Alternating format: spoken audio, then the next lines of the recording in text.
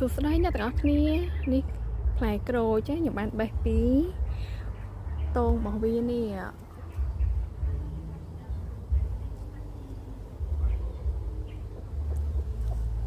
ឃើញអត់អានេះខ្ញុំបេះចោលណាមូលហេតុដែលខ្ញុំបេះចោលគឺដោយសារតែវាអាតងរបស់វានេះគឺខ្លីអត់មានគម្លាតអីដែលអាចឲ្យវាផ្លែជាប់បានណានេះមើលដោយសារតែវាអញ្ចឹង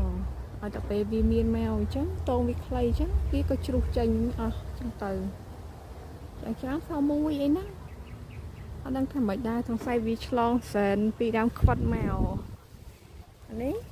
ខាងក្រៅរបស់វាហ្នឹងគឺដើមខ្វិតដល់ពីខាងលើនេះគឺជាដើមក្រូច